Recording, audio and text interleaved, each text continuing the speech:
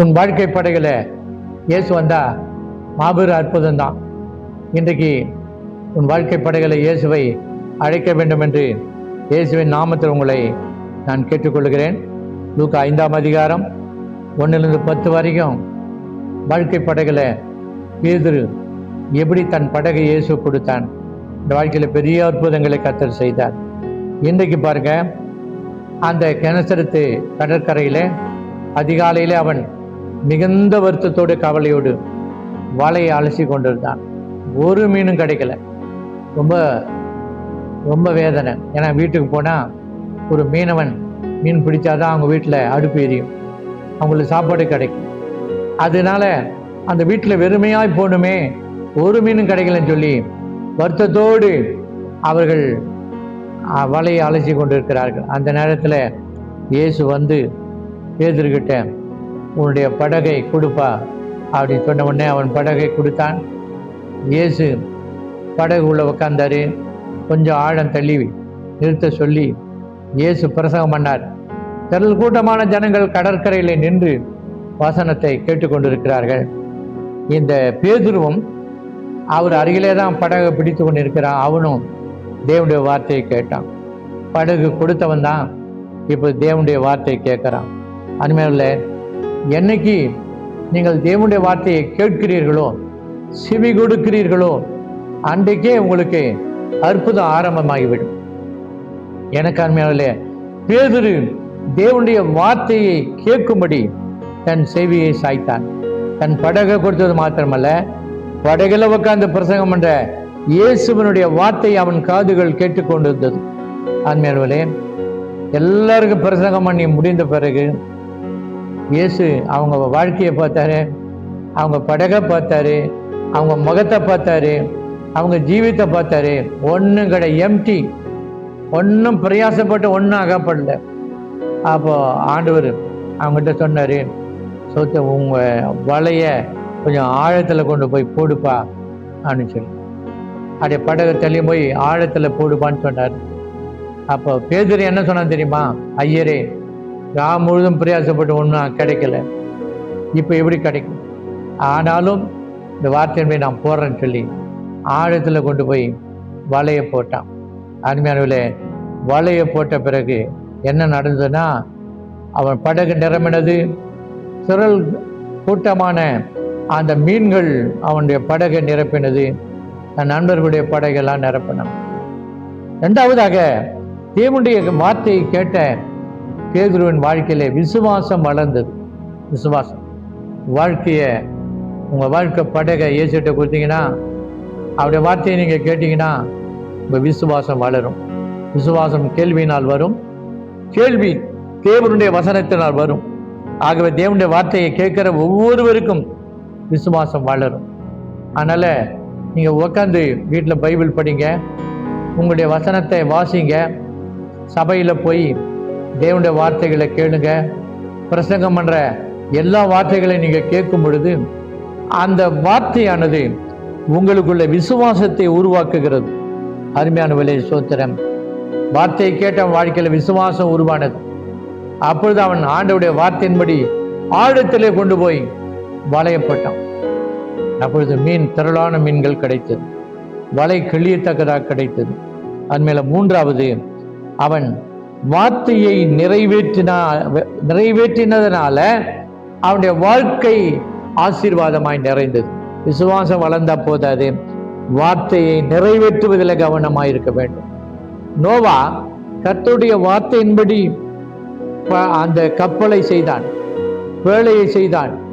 அவருடைய வார்த்தையின்படி அவன் தப்பினான். அந்த வார்த்தையை நிறைவேற்றுவதில் கவனமாக இருக்கணும். நாம அந்த வார்த்தையை நிறைவேற்றின பொழுது திரளான மீன்களை பிடித்தான். நாலாவதாக, அவனுடைய வாழ்க்கை படகு ஆசீர்வாதத்தினால் நிரம்பினது. மீன் திரளாக கட்டிச்சு. வருத்தத்தோடு வலையை அலசி கொண்டிருந்தவன் மிகுந்த கவலையோடு பாரத்தோடு அவனுடைய வாழ்க்கையில் இன்னைக்கு என்ன ஆகுமோன்னு சொல்லி யோசித்து கொண்டிருந்த அவனுடைய வாழ்க்கையில ஒரு பெரிய மகிழ்ச்சி, பொருளாதாரத்தில் அவனுக்கு ஒரு பெரிய ஆசீர்வாதத்தை கொடுத்தார். அருமையானவர்களே, படகு நிறைய பெரிய ஆசீர்வாதங்கள், மீன்கள் கிடைத்து விட்டது. இன்னைக்கு வீட்டுக்கு போனால் சந்தோஷமாக அவன் போவான். அதுபோல இன்றைக்கும் கூட அவருடைய வார்த்தையினால் உங்களுக்கு அற்புதங்கள் நடக்கலாம். அருமையானவர்களே, பெரிய அற்புதம் நடக்கலாம். ஆனா ஒரு காரியத்தை அங்கே பேதுரு வாழ்க்கையில நடந்தது என்னன்னா, அவன் ரொம்ப பிரமித்து ஆச்சரியப்பட்டு போனான். இந்த காரியத்தை பார்த்த பிறகு, நாம் ஏற்கனவே போட்ட இடத்துல மறுபடியும் போட எப்படி மீன் வந்தது ஏன்னு சொல்லி ஒரே ஆச்சரியம் அவனுக்கு. அவன் சொன்னான், நான் பாவியான மனுஷன், என்னை விட்டு போய்விடு ஆண்டவரே என்று தன்னுடைய பாவத்தை ஒத்துக்கொண்டான். இயேசுவை அவன் இரட்சகராக ஏற்றுக்கொண்டான். பாவியான மனுஷன் அறிக்கைறான் பாருங்க. அப்போ இயேசு உன் வாழ்க்கை படகை வந்து நிரப்பும் பொழுது, வார்த்தையினால் நிரப்பும் பொழுது, ஆசீர்வாதத்தினால் நிரப்பும் பொழுது, அதே நேரத்தில் ரட்சிப்பினாலும் உன் வாழ்க்கையை கர்த்தர் நிரப்புகிறார். பாவியான மனுஷன் என்று ஒத்துக்கொண்டு தன் வாழ்க்கையை பேதுரு கர்த்தருக்கு அர்ப்பணித்தான். கர்த்தர் சொன்னாரே, இதுவரைக்கும் மீன் பிடிச்ச எண்ணெயிலிருந்து உன்னை மனுஷனை பிடிக்கிறவன் ஆக்குவேன்னு சொன்னார். ஒரு ப்ரமோஷன் கொடுத்தார் பாருங்க. அருமையாளர்களே, மீன் பிடிக்கிறவனை மனுஷனை பிடிக்கிறவனாய், சீஷனாய், அப்போஸ்தலனாய் மாற்றினார். இந்த காரியம் எப்படி நடந்தது அப்படின்னா, தன்னுடைய வாழ்க்கை படகை கர்த்தருக்கு கொடுத்தான். அவருடைய வார்த்தையை கேட்டான். விசுவாசத்தினால் நிறைந்தான், அற்புதங்களினால் நிறைந்தான்.